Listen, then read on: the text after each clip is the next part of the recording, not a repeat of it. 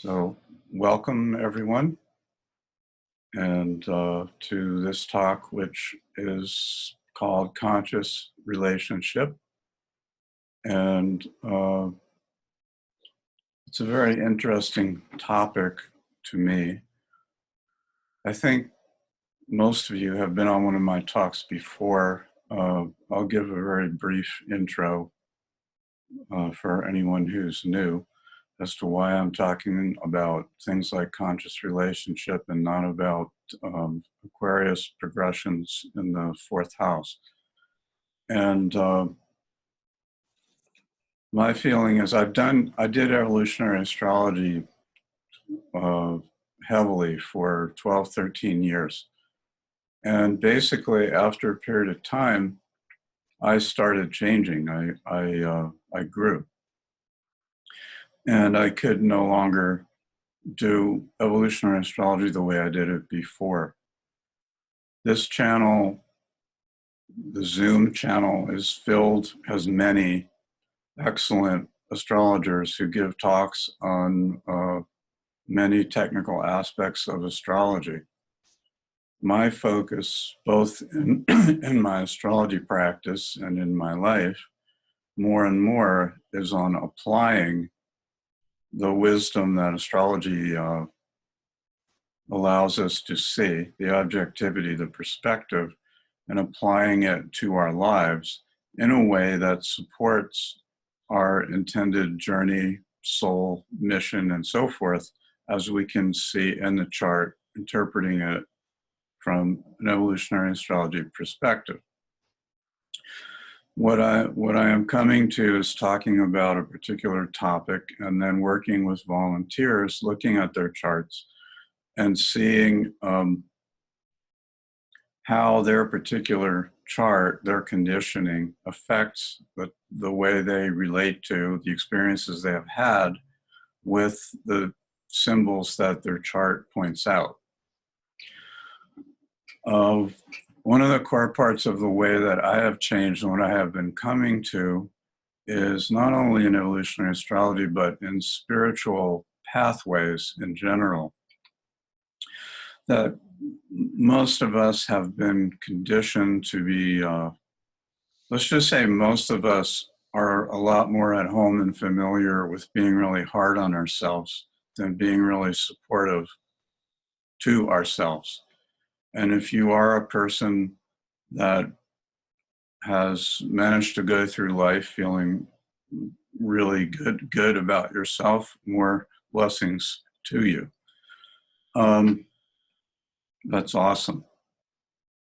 What I'm working with is how do I become more awesome with myself? And in that process, how do I help other people that are still dealing with, in some cases struggling with, deeply embedded issues that affect their sense of purpose, self-worth, affect their relationships, affect their choice of who they have relationships with, and so forth. So that's the point of this talk today. A bit of as I said in the write-up, we're going to be talking not only about intimate partner relationship, but also about, to some extent, with friends and family, because those are relationships. And but we're starting with our relationship with ourselves, because I bring my own experiences in here because I've learned a lot of these things, which you might call the trial and error way, which means having made what perhaps seemed like mistakes at the time. I don't really believe in mistakes anymore. I believe in progressive growth over time, and that anything and everything that any of us have experienced, from my perspective, is okay and was and is necessary. And as we grow, things that we either used to feel stuck in or couldn't quite get a handle on, gradually start to change. can gradually start to change. I would go so far as to say that for anyone that feels deeply called to wanting to do the sort of work, the healing work, the facing places in self, is intended to change. And that's why we feel that call to be doing the work, to be facing what are often painful places and experiences that there doesn't, as I used to say sometimes, that doesn't seem to be one of the longest lines on the planet Earth of people wanting to stand in line, waiting for their opportunity to face difficult places in them. So to me, when someone has, especially if they're born with that, of feeling that way, or if they come to that after a series of experiences, that is a sign of growth and, to me, and evolution that has already occurred. I feel this fits into the larger picture of things because basically, pretty much everyone at this point in time grew up in some sort of dysfunctional household or family to varying degrees. Some people had more loving and nurturing than others, but it's pretty common that most of us did not have parents that we felt really truly understood us and supported our unfolding. I do meet people at times that were blessed with that experience. What I'm removing from my life is my former beliefs and the teachings of many paths that if you're having it difficult, it's, because of your bad karma or things you have done or not done and so forth.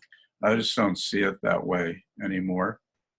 I see that as coming out of the belief system that we have been living with, that we are sort of fundamentally flawed or less than, and in some way trying to seek wholeness, which we have to do all these things that just right, which without the rules being explained to us very well as to how to do it right.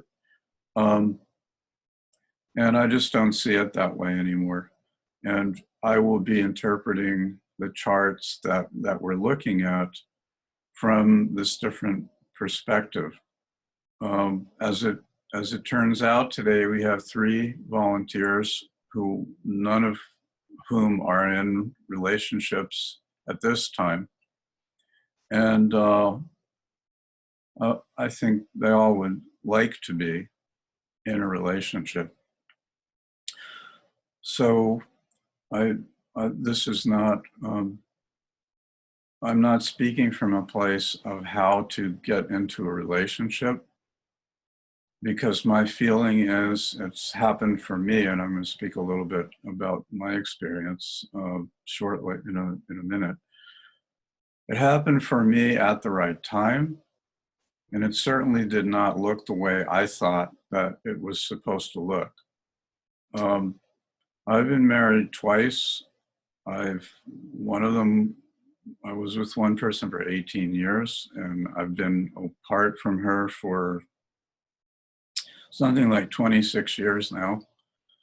I've had a few longer term relationships, few years in the interim. I'm now in one that is 5 years, and has been very difficult in some ways and very great in other ways. And this is what I consider my first truly mature relationship on my end, my maturity, as well as my partner's. Why was I not mature? Wounds, fear, insecurity, which were all to be expected from experiences that I had. So one thing that's happened for me, I mean, I'm a very Libran. I have a very Libran chart. I have a South Node in Libra and 4 planets in the 7th house. Um, I have Taurus. I can be kind of stubborn um, at times. And Libra just doesn't really like conflict past a certain point. I grew up with a very deep sense of being wrong and bad and not good enough. I wasn't overtly abused. I didn't have classic experiences, but I feel, as an adult, I was emotionally neglected because my parents were emotionally neglected and they didn't know how not to give emotional neglect. And so it's mine to learn. As I look at it now, the intention for me all along was to learn how to nurture myself, but I literally was not capable of that.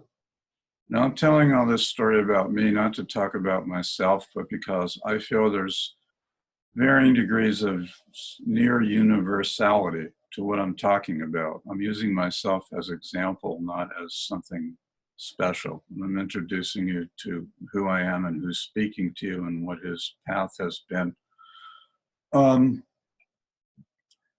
Being a Libran type, it's Venus ruled, and it was kind of like wanting to be in. I'll add to that. My mom died when I was 12, and out of the blue, she just died.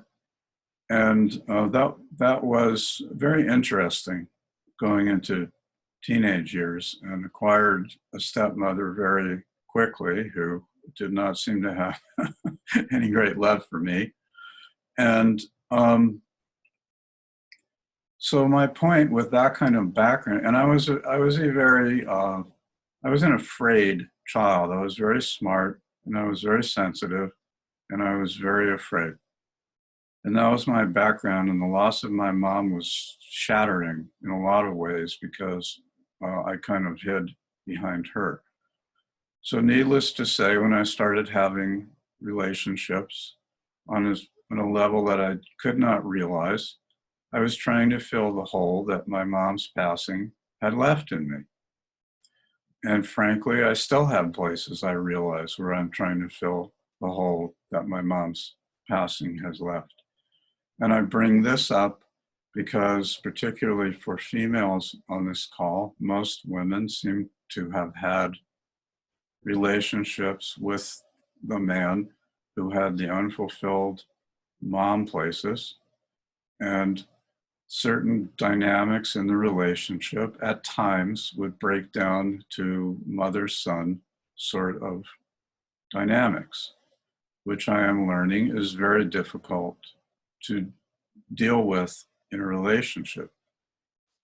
On the other side of that, I have been learning that the feminine equivalent of that seems to be father-daughter relationships. In other words, that women seem to have a similar need of bonding for a father that men tend to have more for a mother. And these can be very deep wounds. Now, the gist of this is the learning part that I didn't understand. My criteria for a long time was if a relationship got too, I don't know, argument prone, not flowing smoothly, I would tend to wind up feeling, well, I'm not with the right partner again. This is Libra, because Libra wants it smooth. Guess I'm not with the right partner again. And, I stayed in my second marriage a long time because I didn't want to break up another family, but it wasn't easy. And, but I still had that attitude. And interestingly, it's only in the relationship I've been in now that I have begun to realize that, actually, conflict is not bad. It's an inherent part at times of relationship or marriage. I'm not married at this point, but I'm in a serious relationship. And oh, that's actually part of it. Not only that, but it's actually, the conflict is actually for growth.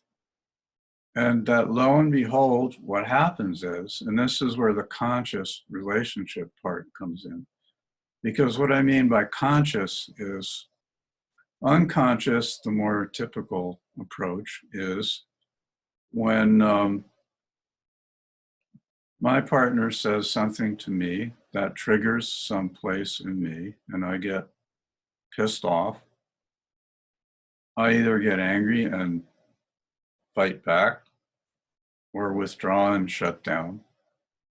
And it's her fault, you see, because if she hadn't done fill in the blank, then I wouldn't be in these states. I wouldn't be feeling these emotions. I wouldn't be having this experience.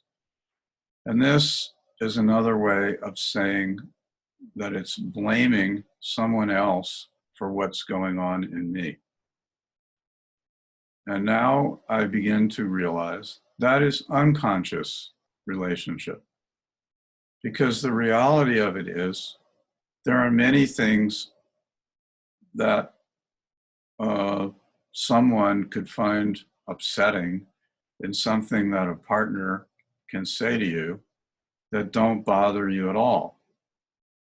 And there are other things that someone would find upsetting that a partner can say to you that just really set you off. So why do some difficult things set me off and other difficult things not really faze me? And the gist of it seems to come down to the things that set me off are based upon the unconscious wounds and unresolved places that are in me that I have not yet acknowledged or healed, brought healing to.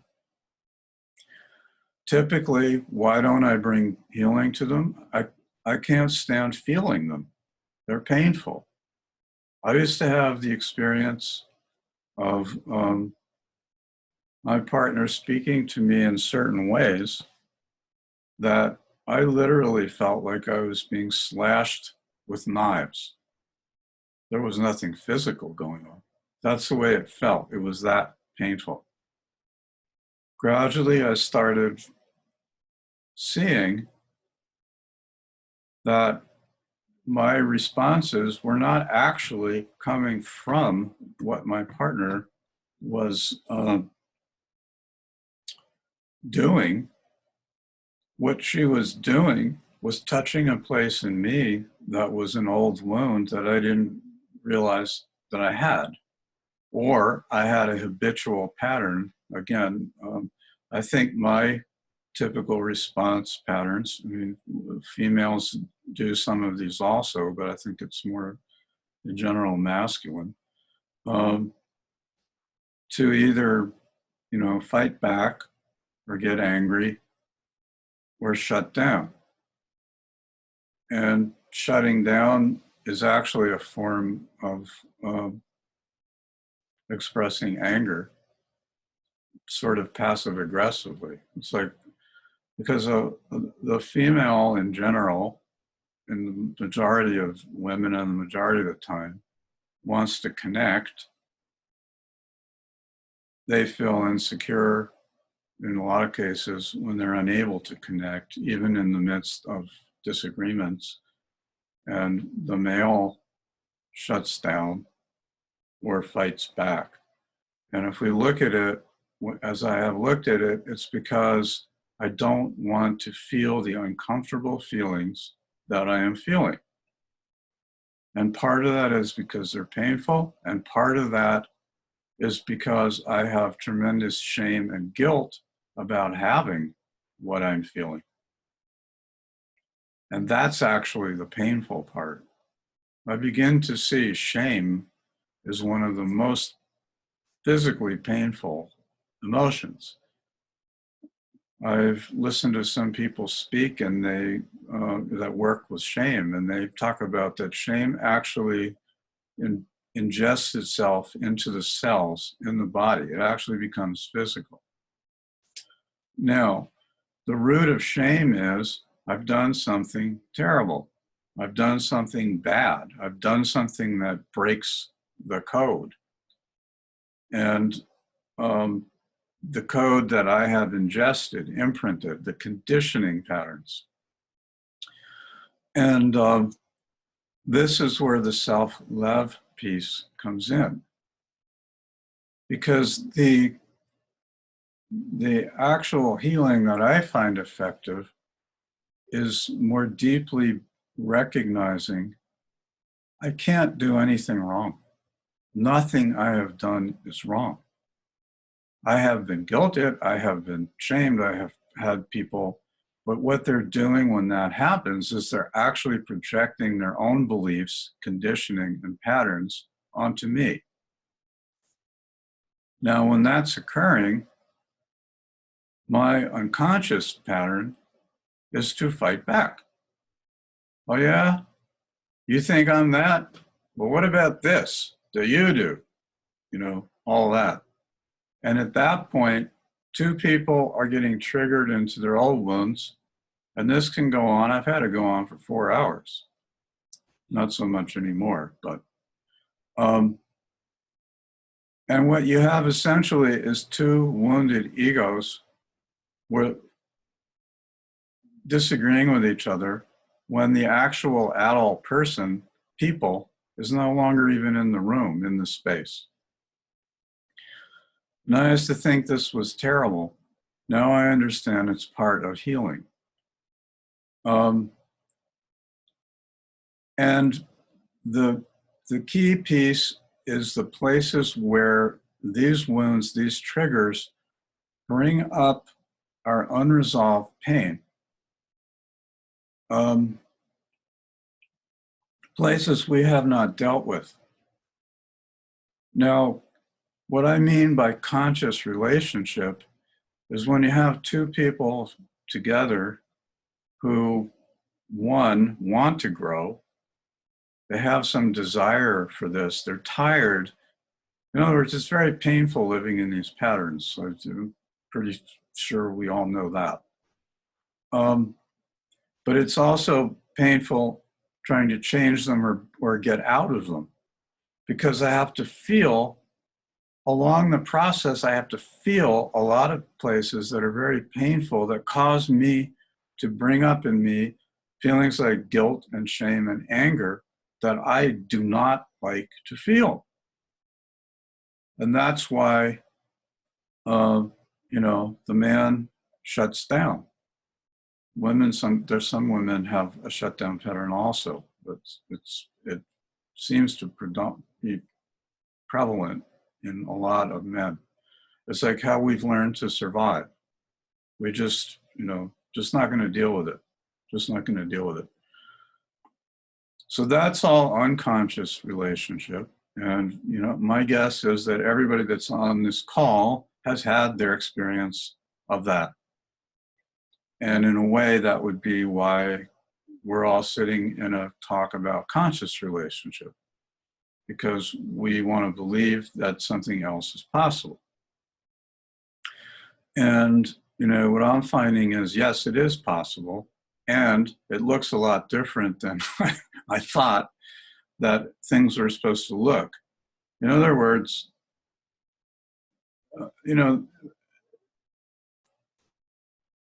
if you know, if you've been married a long time and it's reasonably okay, you've worked, you know what I'm talking about. If you have friends or parents that have been married a long time and they're not just resigned to each other, but they have a real love and they grow and they want to grow and keep it alive, you know what I'm talking about. It's kind of like needing to learn how to accept a person very closely in the space as they are, because they are not going to be perfect. And I am not going to be perfect.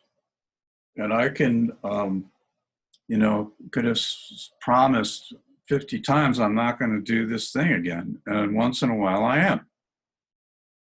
And it's not on purpose. It's part of the healing. So when I'm speaking about conscious relationship, I'm talking about a process where it doesn't mean that it's all love and fun and happy all the time. I mean, that's the model we get. That's the romantic model. And we see it on TV and movies. And it's a beautiful model. And most of us have been in love at some point. And it's an amazing feeling. And that's not possible to be a permanent feeling.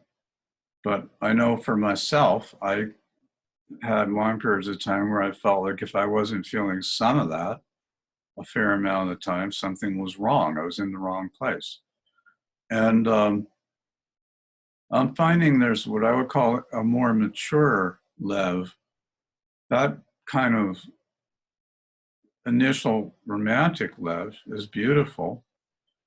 But it's kind of like a very small child place in us that's feeling like at last all the things I wished for when I was 2 and 3 and 7 and all this are coming true. Somebody's going to make my life wonderful, and I'm not going to have to feel all this pain anymore, and I'm not going to feel lonely and all this. So all the various experiences that we have had that may perhaps started out that way, or maybe they didn't, and wound up very differently. They can be experienced as disillusioning, and they are. But I'm learning there's a different reason for disillusionment than we think. I actually realized at one point the word disillusionment, if you break it down in English, it actually means to have your illusions removed, which I found very interesting. Now, this is not a cynical thing like, it's never going to work out. It's that it's about learning to work out with actual living human beings who have experienced a lot of pain and wounds and who hopefully are sensitive and desiring to draw closer and to find ways to connect through circumstances that otherwise would be seen as perhaps not possible to get past certain points. And that's where Lev comes in. It's like, I want to be, I care enough about the person that I have that even though some of it is upsetting, maybe a lot of it's upsetting at times, but it's worth it to me to stay here. It's worth it to me to go through this. Now, I am not talking about codependence, about being afraid to leave, that's a very real thing, and it's not a bad thing. It's a stage, I feel. And I'm not talking about making abusive behaviors and actions, normalizing abusive actions. If I only loved a little more, maybe this would stop. That's a one-way street. I hope that makes sense. In other words, we're all going to get mad at times. We're all not going to be happy with another person at times. Certain behaviors are just off the table. They're not acceptable.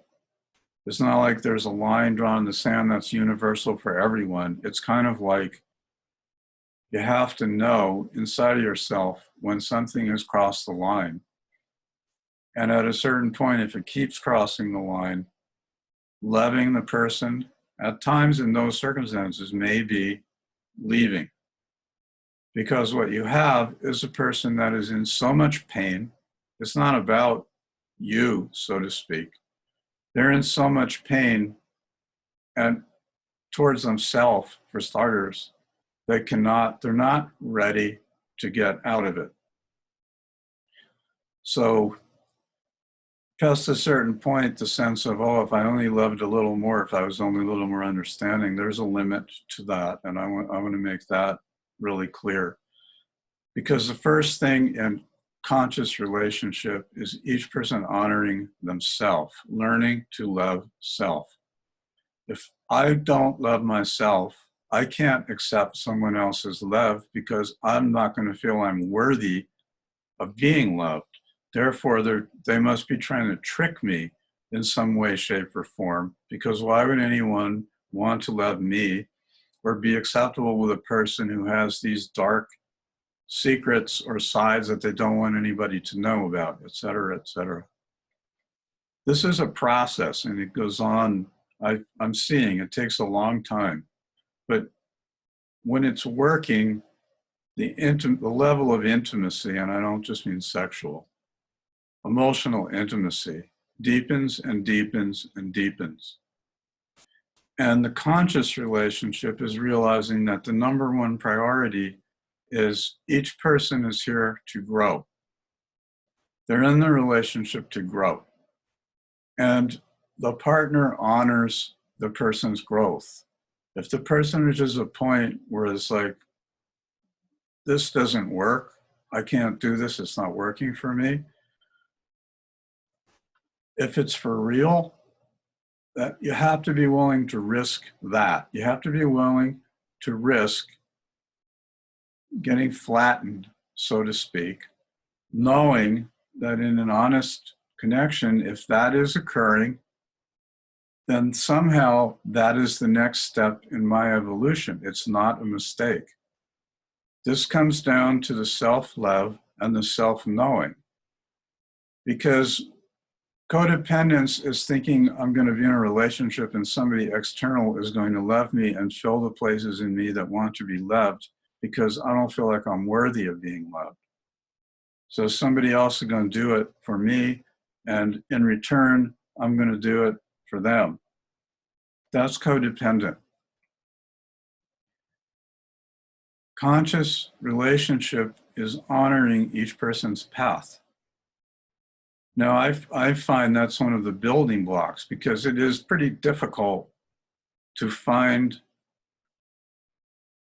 a partner who is capable of, who has grown enough to be willing, be able to honor their partner's path, even when it's not what they would do. And I'm not talking about leaving, I'm talking within the relationship. In other words, each person having their own life, each person having their own life path, each person encouraging the other to live out their life path the way they need to live it out. This is what I'm talking about, conscious relationship.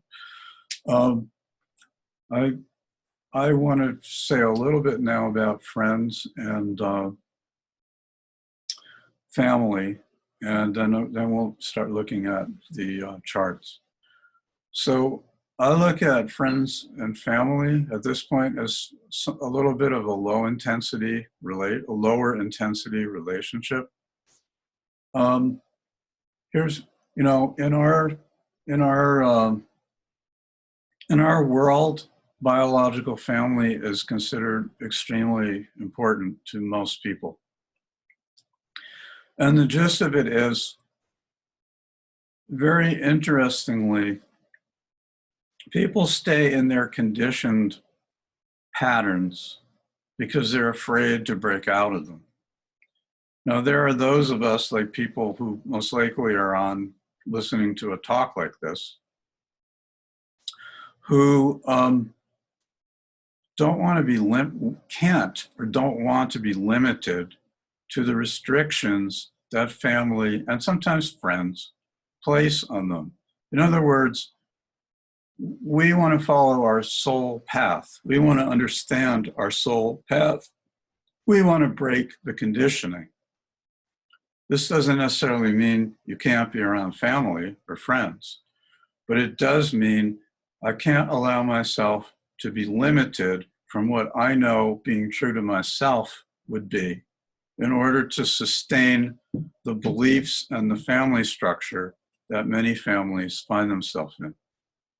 And that can be uncomfortable and painful at times, because it can change relationships, it can create anger, it can bring judgment up. The same for friendships. And the gist of it is, true friends, as I said about partners, true friends honor what their friend needs.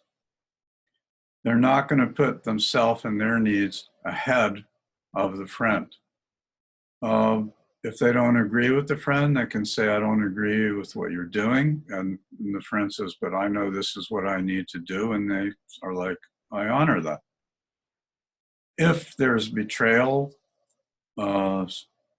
selfishness, just general one-sidedness, one of the things I have been coming to is true friendship, true love is honoring myself. In other words, if somebody needs to be acting, let's take a friend that gets really upset with you at times, they kind of off the charts or responds out of proportion to things that have occurred, starts getting really down on you.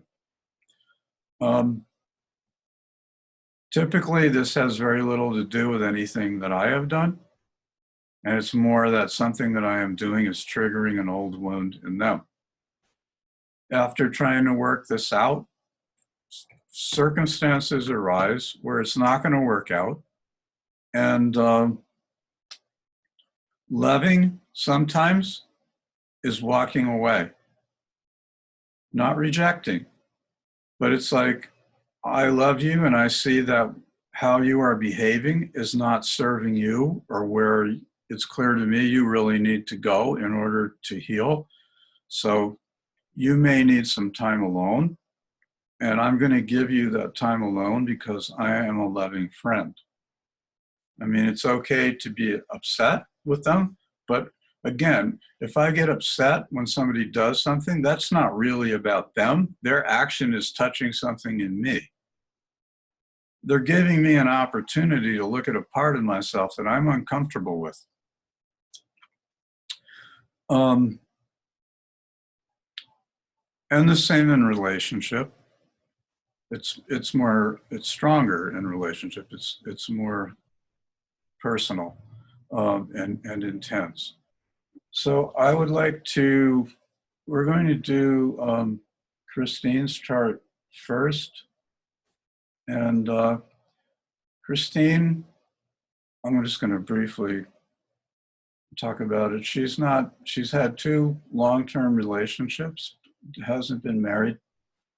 Her father left at age 2 and was not part of her life. She had a very difficult relation with her mom. She had very little adult life contact with her mom. She became a single parent at a young age. Her son, as a teen, went off to live with the father. She's not had any contact or much contact with her son for 5 years, although she has reached out. She had an experience with her mom a couple of years ago to connect with her, to talk about difficult questions. Her mom, they had a good conversation, and 2 weeks later she died.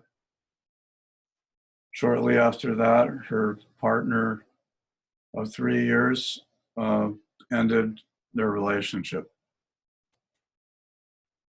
She spent the last year plus in solitude, healing, facing her abandonment issues, and learning to set healthy boundaries. She says, I either keep people at arm's length, or the few I let in, I didn't set boundaries. And Christine, I want to say to that, I'm familiar with that one. And it's what I call, I had that. And it's what I called having walls instead of boundaries. And the walls were to protect, because if I opened my heart, somebody was going to, go in there, and if I opened up, I ran the risk of being hurt, of being abandoned, or abused verbally, whatever.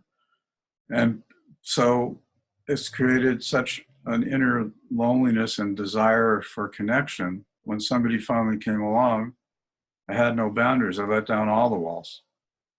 And when I started realizing that, I came up with there's a thing called, like in an amoeba and in amoebas and cellular, there's a thing called a membrane.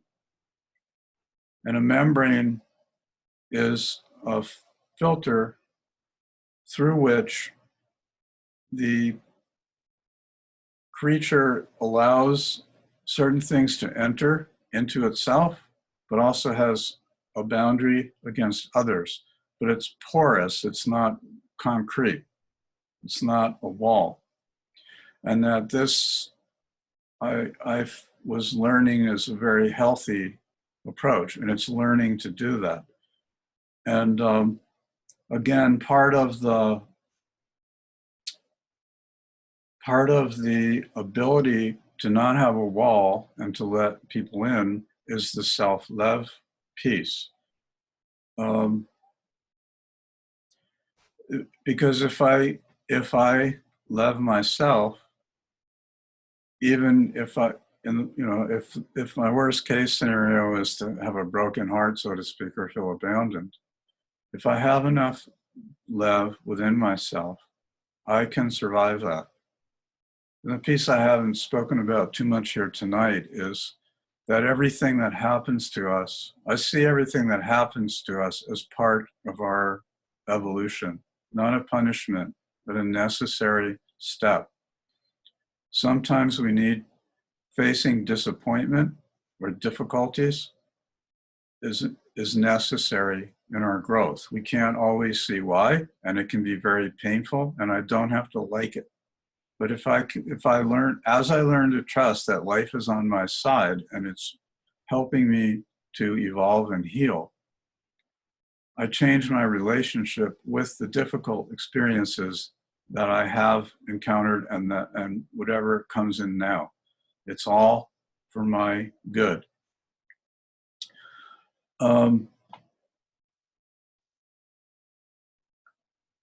Christine, I'm on the wrong chart, just a second.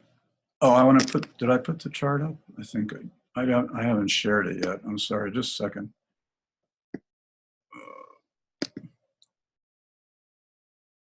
I want this chart.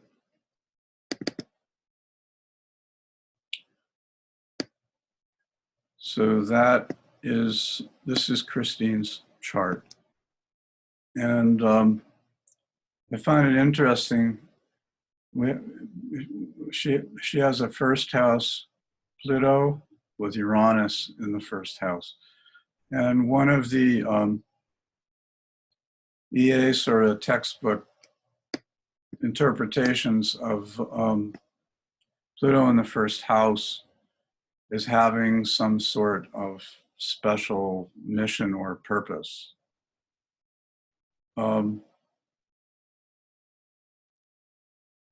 Christine, and what else? We have a Capricorn moon in the fourth house, which Capricorn moon, and particularly in the fourth house, is typically the person was required to act somewhat like an adult at a very young age. In other words, it didn't really have that much of a childhood. We have Mars in Capricorn, which is adding to that.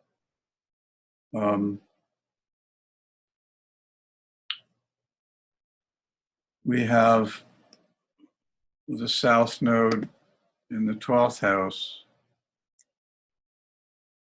Just one second. Oh, okay. Christine, I am unmuting you. And so if you want to speak, you're welcome to talk. Thank you.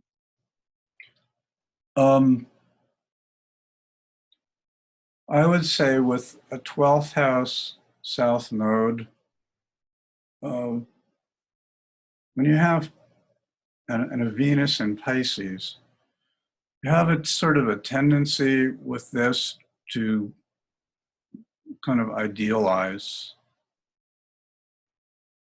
individuals, to expect them to see the potential and the beauty that is in people, and then kind of expect them to come from that place. And it can be very disappointing when that doesn't occur.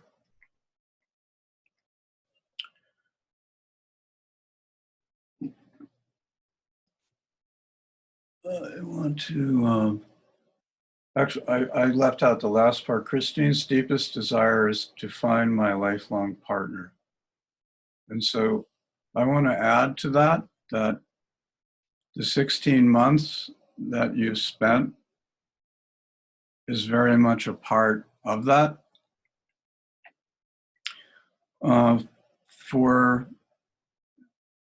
It's important to me to validate for people who have had a lot of difficult experiences that none of this was actually about you. Right. There are things that needed to occur for reasons that we can't say. I mean, we don't know. We can make up, we can think we know, but we don't know for certain. But that certain changes are certain strengths and changes and learnings and insights come out of taking on all that you have taken on and all the experiences that you have had. And that for all of the difficulty and pain that has been part of that, you would not be the person that you are today with anything less than that. It was a necessary part of the unfolding. So, you know, understanding of that comes from that you're spending the time healing, which is awesome. Thank you. I have found, I've mentioned the last month, that, you know, to me, the world at this time is waking up. The planet is waking up. In some ways, on the outside, it seems like it can seem at times like it's getting worse. I think it's more like stuff that we didn't see that was going on before is being revealed, because we need to see the full picture of what's going on before we can move beyond this. Those of us that feel alienated from what you might call the mainstream way of looking at life, whatever that means to you. So it's like, I can't be that, I can't participate in that. And many people, it's like, I don't even feel like I'm here for that. You know, taken to an extreme, it's that feeling you hear from people sometimes, I think I'm on the wrong planet. I think we're on the right planet. I think that some of us are a little ahead of our time. And we're here on purpose, ahead of our time, wanting to help the planet to wake up. And in order for the planet to help the planet wake up, we have to wake up. And the difficult experiences really cause us to stop and take stock. You know, it's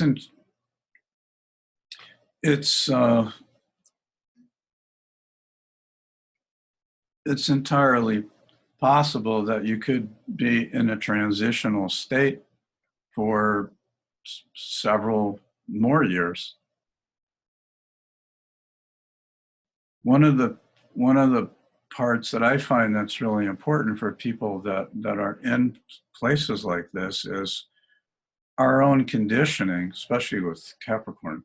Our own conditioning tends to create judgment. What am I doing? I'm not doing enough. I'm not doing anything. I should be doing this, that, and the other thing. And right now, that's not really the case.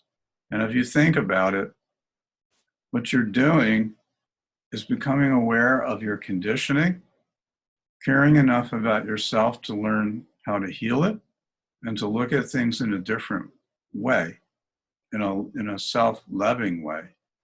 And to me, at this point in time, that is one of the most important tasks anybody can be doing on the whole planet. Because when enough of us have gone through these changes and are living in that sort of place, the more people that go through this, the more that the planet will change over time, over time. And we're playing our role, our part in that. We get to points where we cannot go along with the status quo. We cannot deal with the nonsense, with the denial and the blame and name calling and expectations of other people and so forth. And if often enough, it seems to take a lot of painful experiences in order to be brought to the point where I've had enough.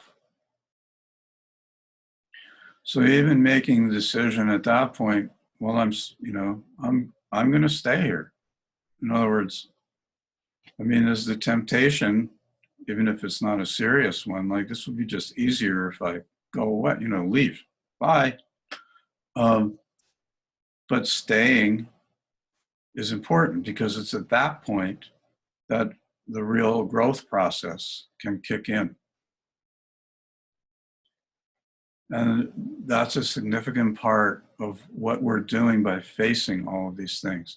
Now, our culture doesn't really value lying around working on your innards all that much. It's, in other words, our general culture thinks that's kind of, like hiding away and not really valuable. But we're doing emotional healing work that the energies on the planet really require. So I'm saying all this to want to speak into the parts in you when they come up, if they come up, that might be feeling guilty about that you're now in the places that you're in. And what I will tell you is that the time for you of finding a long-standing partner will come, and you're doing the prep work now to be able to have that kind of relationship. Because before, Absolutely. I'm sorry? I was going to say absolutely, because I have this mindset that hurt people, and heal people, if that makes sense. Absolutely, exactly. Absolutely, absolutely. And lo and behold, and I'll tell you, one of the things that I'm finding is that having gone through a lot of heavy stuff, you actually are equipped to be helpful to other people, because you can understand deeply intense things that people have gone through. And many people that have gone through a lot of intense things don't have a lot of people in their life that understand what it was like going through a lot of intense things. And there's a real value in that. So consider that maybe all of this, part of why it was all going through is because of what it allows you to become, to be of benefit and service to other people.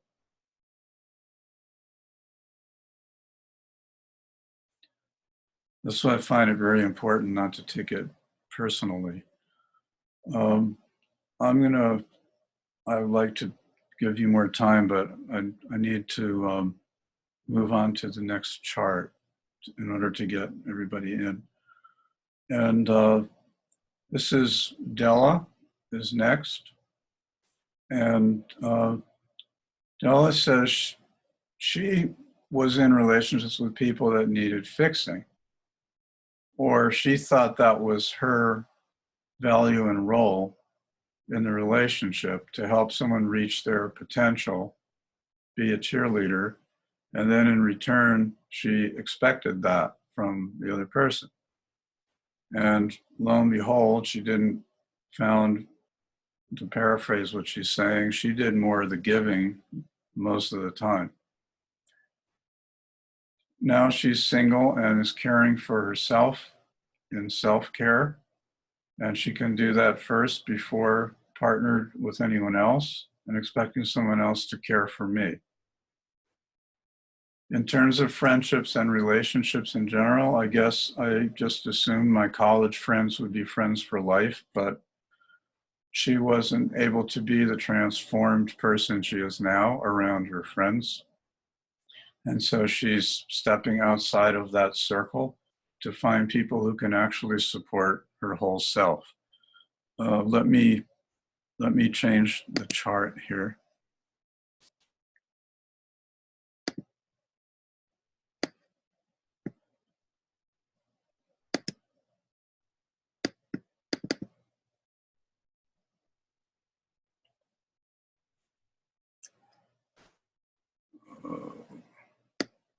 There.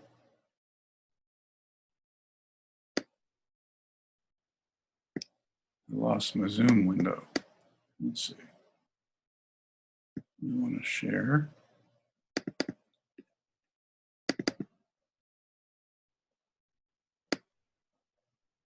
There.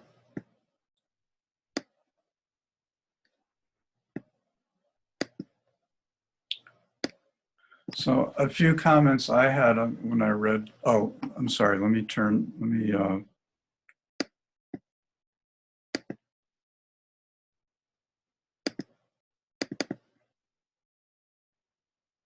Della, you can now speak when you have something to add or comment to make. You're welcome to give me feedback on what I'm saying. Few comments on this. One thing, I've had some of the tendencies that you referred to, and it's kind of, Jeffrey used to call it teacher-student relationship. It's a little different for you because you were wanting it to work both ways, but it's very interesting because I know that your desire in wanting to help someone become more than they are, was sincere and genuinely trying to give.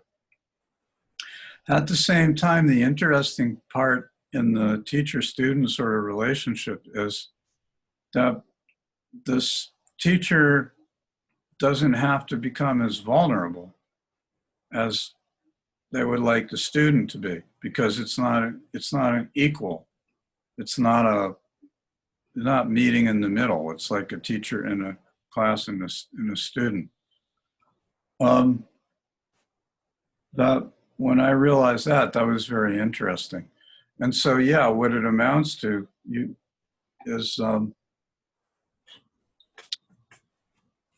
you said it well about seeing someone's potential more than who they were. There's a Pisces moon in the 8th house. The Pisces moon sees the potential, the idealism of the person, 8th house of their partner. And the innocence of the Pisces is that they don't realize that the person cannot fully embody the innocence, the idealism that they're seeing. It's not possible. So we learn that the hard way, and then realize that basically for the type of relationship where someone can meet you and you can both be vulnerable, it's someone who has actualized their potential to a similar degree. And what I'm finding is not even just has actualized the potential, but has a similar desire level.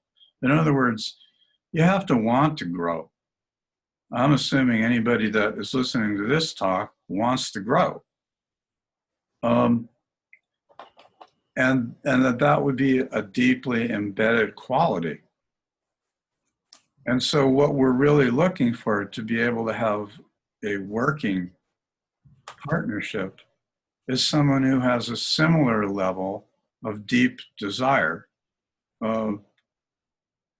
Now, not everyone is looking for that. So it doesn't mean that relationships, in other words, not everybody's looking for that kind of working relationship. You're writing about two people wanting to help each other and to grow. And so that's what I'm feeling in what you're talking about, wanting to be met in that place where you're both helping each other stepping forward.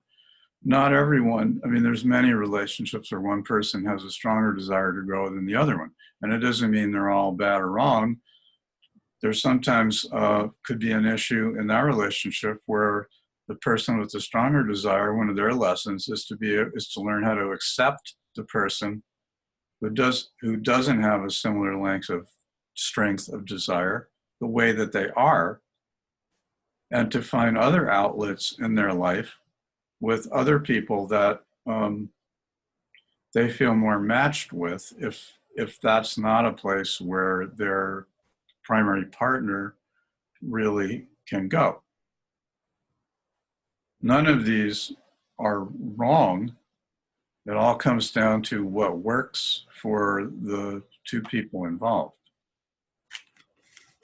In terms of the friendships and so forth, yes, you're hitting the point that in the world the way it is now, the number of people or percentage of people that are deeply motivated by wanting to grow and to continue growing and keep moving forward is not, it's not a huge percentage of the population. And it's just not. And that's okay. And so as we grow, we outgrow things. They're beautiful. Things are in our life in the first place: relationships, jobs, families, careers, interests, all this, to help us evolve, to help us grow. And if we're really applying the lessons that are coming along, sometimes we just have outgrown a certain circle. It's served its purpose. We don't have to dislike the people. We're just not resonating with them anymore. Our frequency has changed. Their frequency may have changed or may still be the same. They may have changed in a different way. And it's just not resonating. And so, the same holds true in relationships, because relationships, not every relationship is intended to last forever. And we learn from another person. And there can be a point in a friendship, in a relationship, even with family members, where it's like we're coming to some sort of parting of the way. I thank you for all the gifts that you have brought into my life, and I support you. And at this point in time, I'm not feeling the call to be that close. Now, that can create a certain amount of insecurity because we're walking away from something that at least was a known. You can count on it being what it was. But we're stepping into an unknown. The growth is always stepping into the unknown. And a lot of us don't like that feeling. It doesn't always feel safe. And so we sometimes hold on to things that we may feel we have outgrown. Until the pain of holding on to it is more than the value we get from holding on to it. And again, I don't see any of this as wrong. We let go or change at the exact moment that it takes. If it takes 6 months or 3 years or 9 years to get to a certain point where it's like, okay, now I'm ready, that's the perfect time. And we move forward into that unknown.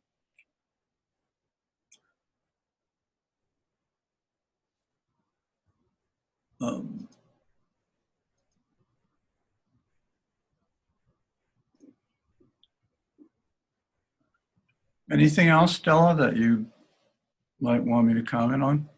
I guess maybe Uranus in the fourth, and quincunx Venus in the 11th.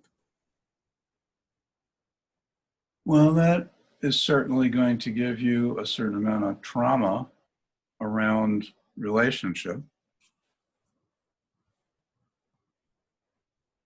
Coming out of childhood, fourth, Uranus, and in Scorpio. I mean, this, and you have an eighth house moon. The Uranus is in Scorpio, and this is setting up childhood where did you have abandonment sort of issues in childhood? I can't say I had issues per se, but I did have an absent father since I was 2. Okay. But I said, I don't think it would be conscious issues. No. Yes. Okay. So what we have there is there's a certain sense inside from an early age of some sort of incompleteness emotionally, because the father's ideally representing a certain amount of strength or something, that protection,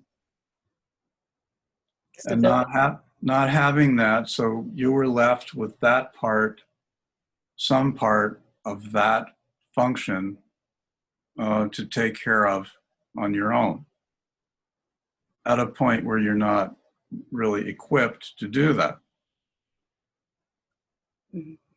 Venus in Gemini, I happen to have that myself.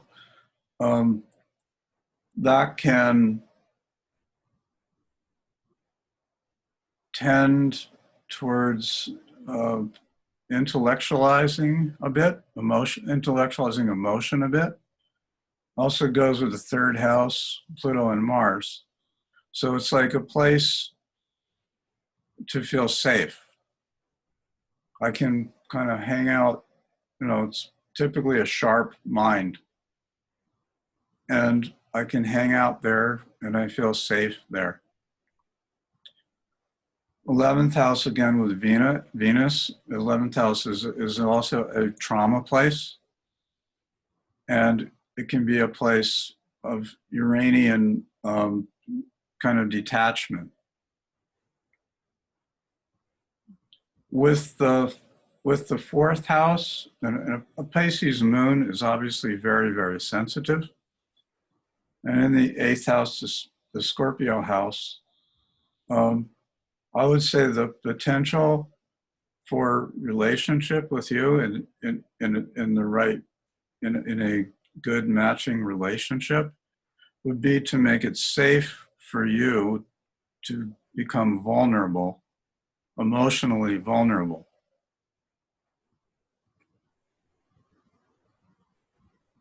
Between the eighth house moon and the Scorpio Uranus fourth house,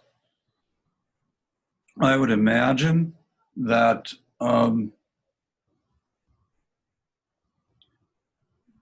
the fears of, if I get too vulnerable, of being abandoned, might really come in.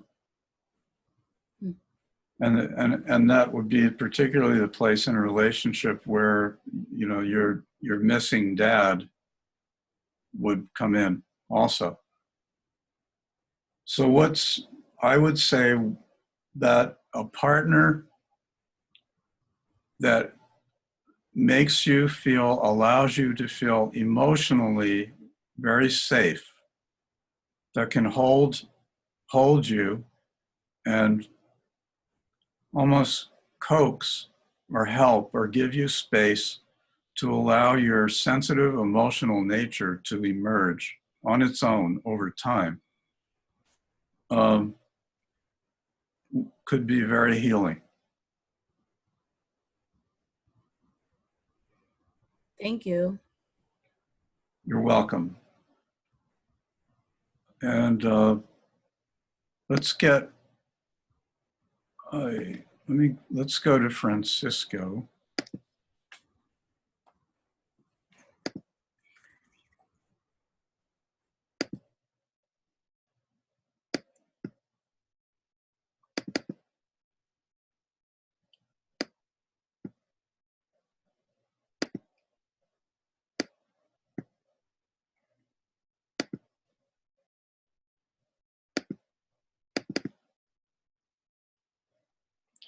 So we had Francisco was up last month, and we had a nice experience. And he asked if he could do a little more. So we're going to do a little more. Francisco basically had a lot of, as I said last month, Francisco is a very sensitive guy. And he had a lot of very strong women who had a lot of issues about males because of experiences they had in their life. His father was there, but he wasn't really there. So he has, he doesn't have a high sense of self-worth and self-love. And he's had, what was it? He was married, if I remember this correctly. Oh, I'll turn your mic on, Francisco, just a second.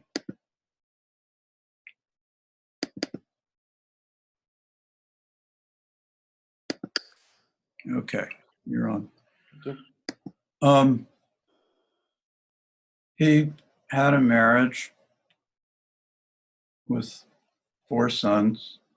Right. And obviously the issues that the wounds that he experienced in childhood, he brought into the marriage. Hello. And it's been difficult. And so he's working on developing his sense of self-worth and self-love. He would like to be in a partnership with a healthy woman who understands and sees who he really is. And of course, you know, as we talked about last month, in order for, I'm not able to receive more love from a partner than I'm able to offer myself, because when someone loves me and I don't feel worthy, I can actually get mad at them because I'm going to feel, because I can't receive because subconsciously I don't feel worthy of what is being given.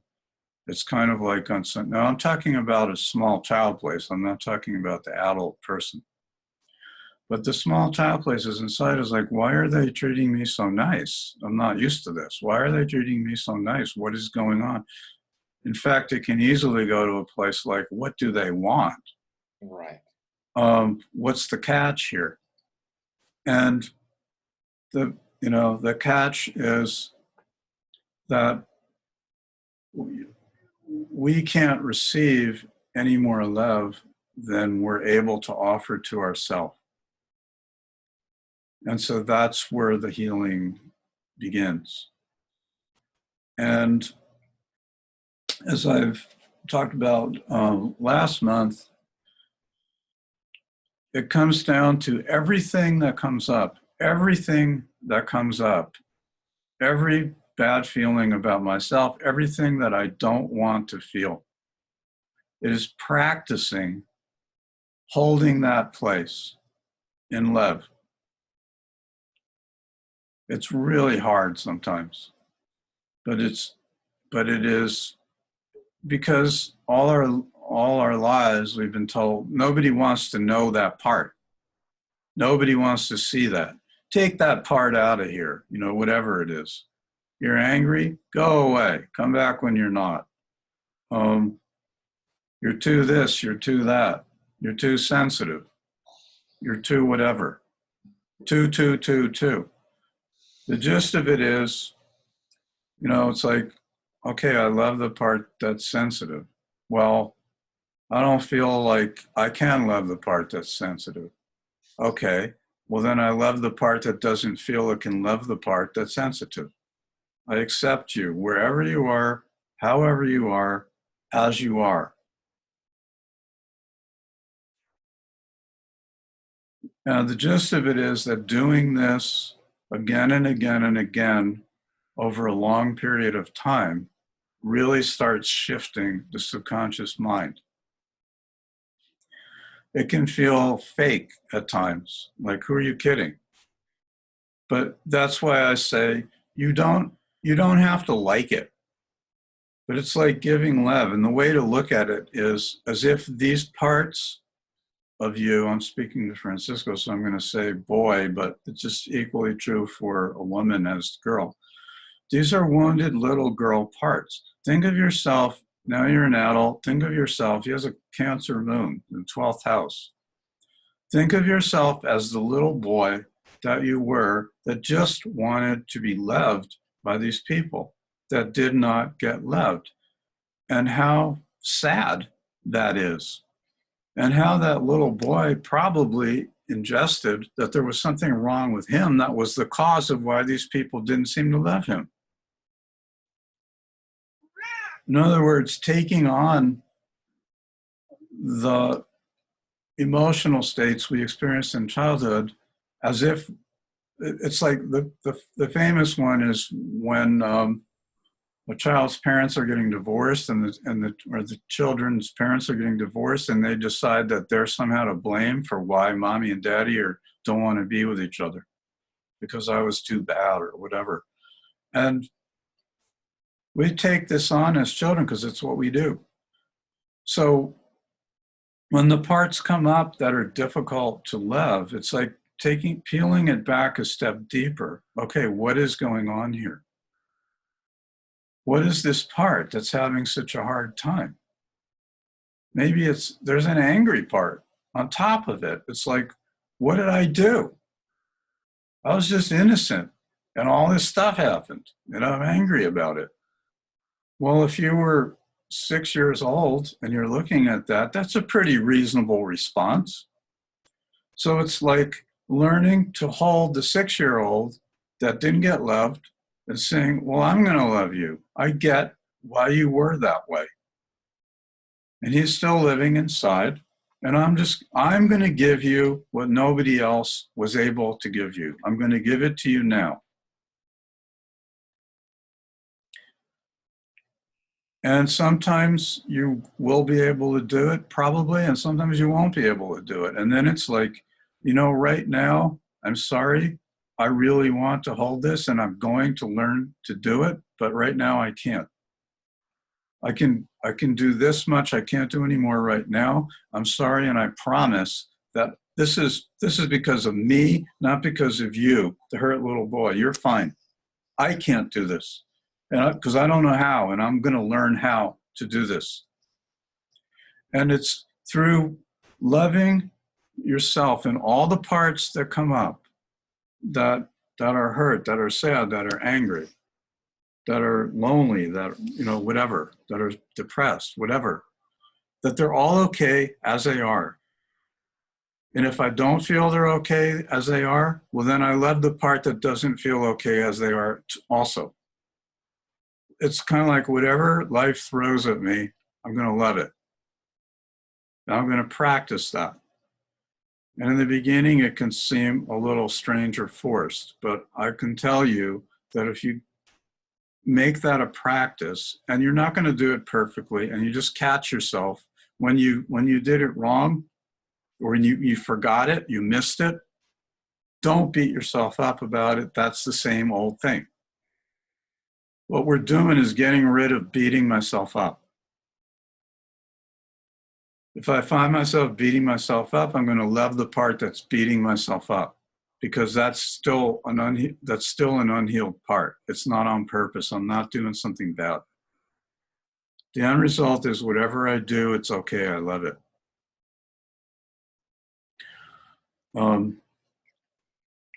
Over time, this can make really big changes in the subconscious mind.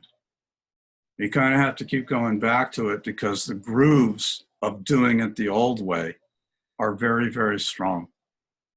But gradually, as you repeat it over and over and over, and you practice this over and over, and you give yourself a break where you haven't given yourself a break before.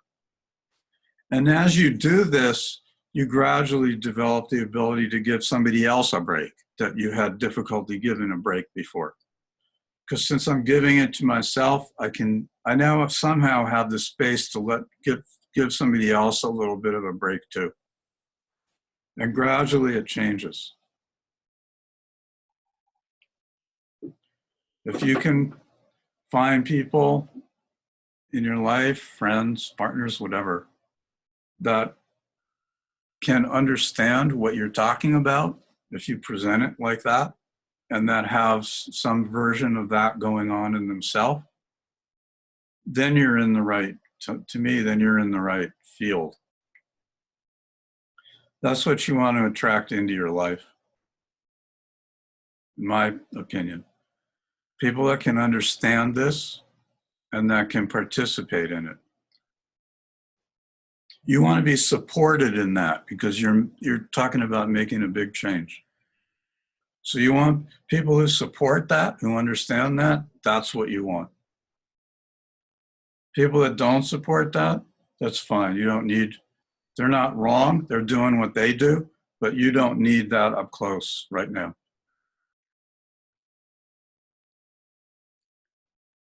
All right. So I want to close this. I appreciate all of you who've attended and those of you who volunteered. I hope that you found value in this. Very much. You're welcome to, after this is over, you're welcome to comment me or, if you have questions or thoughts, I'm happy to listen after the talk ends or, next week or whatever. I thank you all. I'm back. I don't remember the exact day. I think it's about a month from now. I'm back. I don't know what I'm talking about yet, but I appreciate you all being here today. And until the next time, God bless. Thank you.